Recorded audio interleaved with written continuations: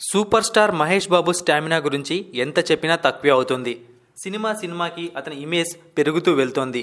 ప్రస్తుతం త్రివిక్రమ్ శ్రీనివాస్ దర్శకత్వంలో చేసిన గుంటూరు కారం మూవీతో జనవరి 12న ప్రేక్షకుల ముందుకు రాబోతున్నాడు. ఈ సినిమాపై భారీ అంచనాలు నెలకొని ఉన్నాయి. శ్రీలీల, మీనాక్షి చౌదరి ఈ చిత్రంలో హీరోయిన్స్గా నటిస్తున్నారు. ఇది ఇలా ఉంటే ఈ మూవీ ట్రైలర్ తాజాగా ప్రేక్షకుల ముందుకు వచ్చింది. కంప్లీట్ కమర్షియల్ కామెడీ యాక్షన్ ఎలిమెంట్స్తో గుంటూరు కారం సినిమా ఉండబోతోందని ట్రైలర్తోనే త్రివిక్రమ్ స్పష్టం చేశాడు. అక్కడక్కడ త్రివిక్రమ్ మార్క్ డైలాగ్స్ కూడా బాగానే పేలాయి. రెగ్యులర్ కమర్షియల్ పాయింట్తోనే ఈ మూవీ ఉండబోతోందని ట్రైలర్ బట్టి చూస్తే అర్థమవుతోంది.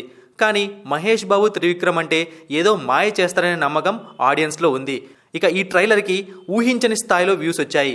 కేవలం 24 గంటల్లోనే ఏకంగా 37 మిలియన్ వ్యూస్ని సొంతం చేసుకుంది.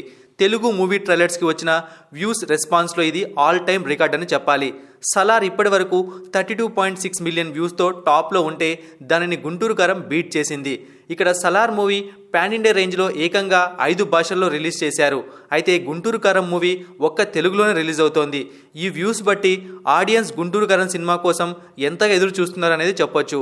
ఈ సినిమా తర్వాత మహేష్ నుంచి మరో 2 ఏళ్ల వరకు మూవీ రాకపోవచ్చు.